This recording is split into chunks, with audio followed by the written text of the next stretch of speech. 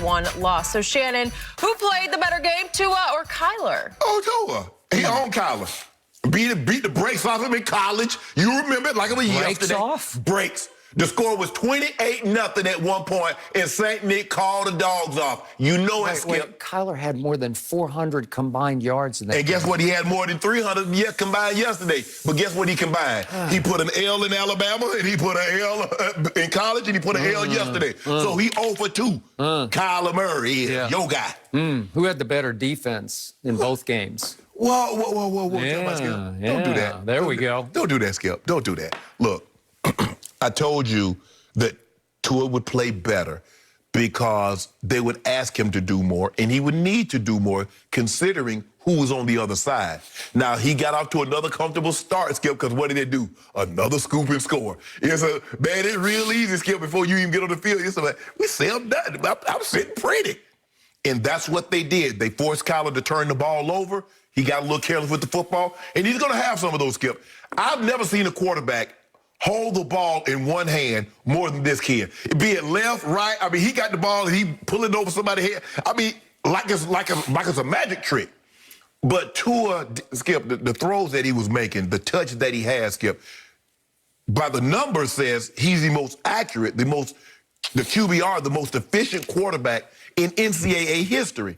The question I've always had, not his ability, can he stay healthy? Is he going to be able to stay healthy? And if he can stay healthy, the numbers are going to come. I believe Miami has the right guy. Joe Burrow is playing unbelievable. Justin Herbert played another whale of a ball game. Skip another 300, another 2 touchdowns, but still somehow they find a way to lose, had an opportunity to win the game. But if you look at some of the throws that he was making, Skip, on the move, they did a good job. I thought Chan Gailey did a good job.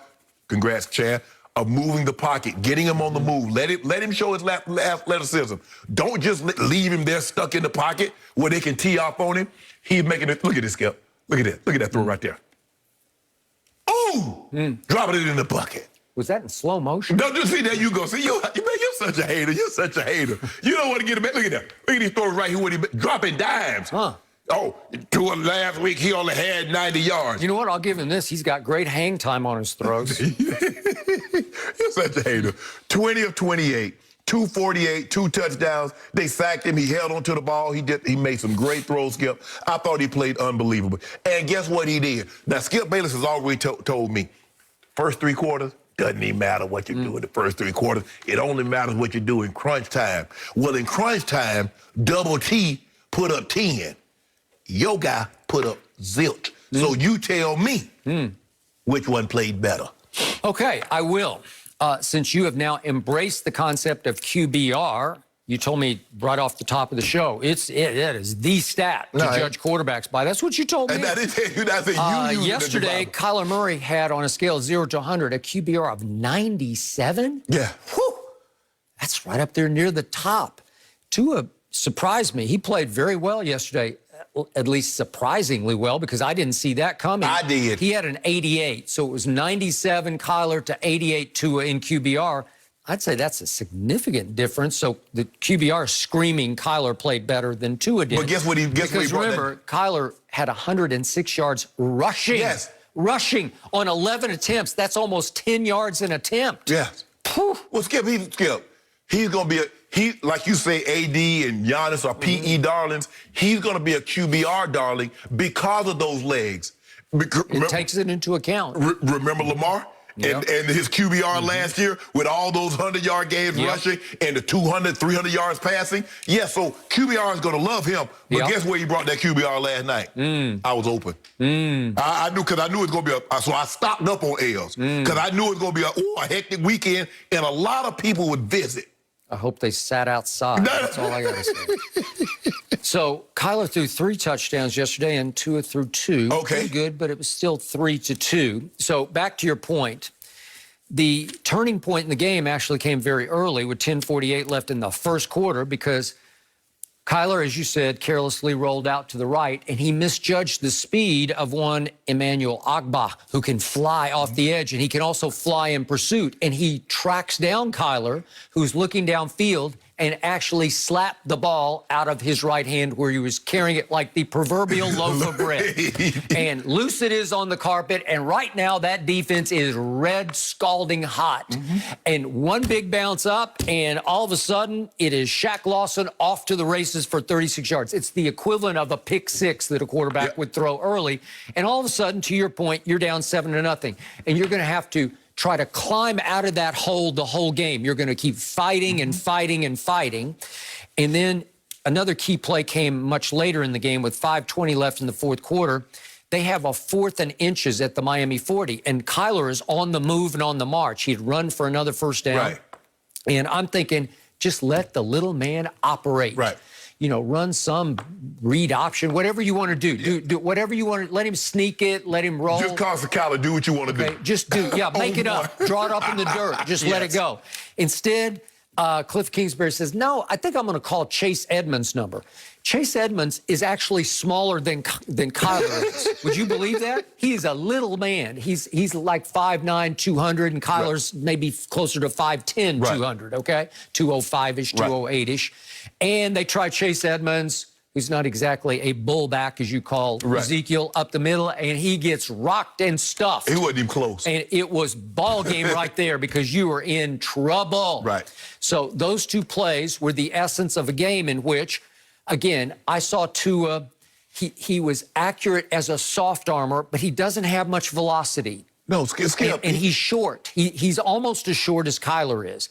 And the point is, with his hip surgery, he's lost some of his quickness and his escapability. He did have one escape late in the game that went 17 yards, and he actually showed me a little wiggle up the middle. But you know what, Skip? I'm looking at him. He looks like he's lost weight. He doesn't look. He doesn't look. He doesn't look as bottom heavy as in now as he did in Alabama. Okay. So he looks sleeker. Okay, but to me, on his rollouts, I still see a little hitch in the get along. Right. And he said after the game, I felt like I was running in sand.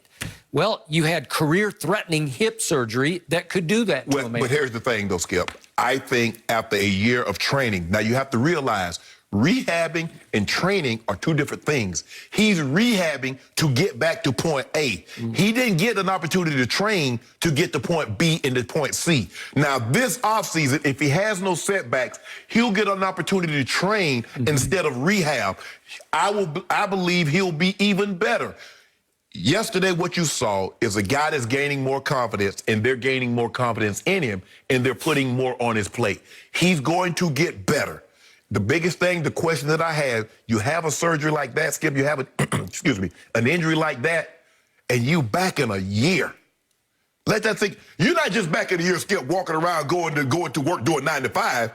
You go back in a year playing NFL football. Okay, but even before the draft, the doctors were saying he is 100% healed. Yeah, that's Okay. easy. That's easy to say. Well, you should be healed, but you got to get over that hurdle mentally too, Skip. That's the biggest thing with an injury.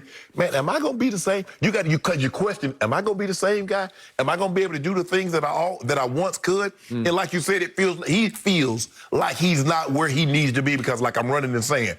Looked a little quick. But I never thought he was Kyler Murray or Lamar Jackson to begin with, so I don't know how much more speed he thinks he's going to get. This ain't Madden where you can increase your rating. He's only going to be so fast anyway. But 2-0 against your guy.